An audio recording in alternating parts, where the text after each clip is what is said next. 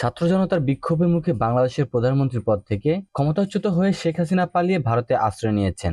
রাজনৈতিক এই ঘটনায় গুঞ্জন জল্পনায় উঠে আসছে যুক্তরাষ্ট্রের ভূমিকার কথা। তবে হাসিনাকে উৎখাতে যুক্তরাষ্ট্রের কোনো ভূমিকা নেই বলে জানিয়েছে দেশটি। এমনকি বাংলাদেশে মার্কিন হস্তক্ষেপের অভিযোগ কেবলই মিথ্যা বলেও আখ্যায়িত করেছে দেশটি। মঙ্গলবার 13ই আগস্ট এক প্রতিবেদনে এই তথ্য জানিয়েছে বার্তা সংস্থা রয়টার্স। প্রতিবেদনে বলা হয়েছে, বাংলাদেশের প্রধানমন্ত্রী পদ থেকে শেখ হাসিনাকে ক্ষমতাচ্যুত করার ক্ষেত্রে যুক্তরাষ্ট্রের কোনো ভূমিকা ছিল না বলে সোমবার হোয়াইট হাউস জানিয়েছে। একই সঙ্গে বাংলাদেশে মার্কিন হস্তক্ষেপের অভিযোগকে কেবলই মিথ্যা বলে অভিহিত করেছে হোয়াইট হাউস। বাংলাদেশের সরকার উৎখাতে যুক্তরাষ্ট্রের জড়িত থাকার অভিযোগের বিষয়ে জানতে চাওয়া হলে হোয়াইট হাউসের মুখপাত্র ক্যারেন জেপিয়ারের এক প্রেস ব্রিফিং এ বলেন, আমাদের আদৌ কোনো সম্পৃক্ততা ছিল না। যুক্তরাষ্ট্র সরকার এই ঘটনার সাথে জড়িত ছিল বলে যদি কোনো প্রতিবেদনে বলা হয় বা গুজব ছড়ানো হয় তবে তা নিছকই মিথ্যা।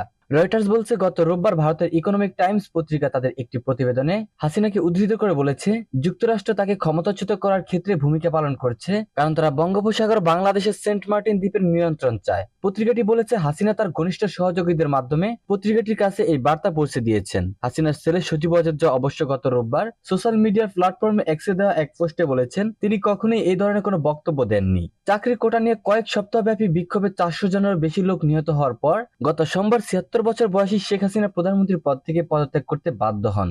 বাংলাদেশ সেনাবাহিনী তাকে 45 মিনিটে আলটিমেটাম দেওয়ার পর তিনি ঢাকা থেকে পালিয়ে ভারত চলে যান। সেখান থেকে সম্ভবত যুক্তরাজ্যে আশ্রয় নিতে তিনি লন্ডনে যেতে পারেন বলে শোনা যাচ্ছে। তবে শেখ হাসিনাকে আশ্রয় না দেওয়ার ইঙ্গিত দিয়েছে যুক্তরাজ্য। যুক্তরাজ্যের স্বরাষ্ট্র মন্ত্রণালয়ের মুখপাত্র জানিয়েছেন, তাদের যে অভিবাসন আইন রয়েছে সেখানে কোনো ব্যক্তির যুক্তরাজ্য ভ্রমণ করে এসে রাজনৈতিক বা সাধারণ আশ্রয় নেওয়ার বিধান নেই।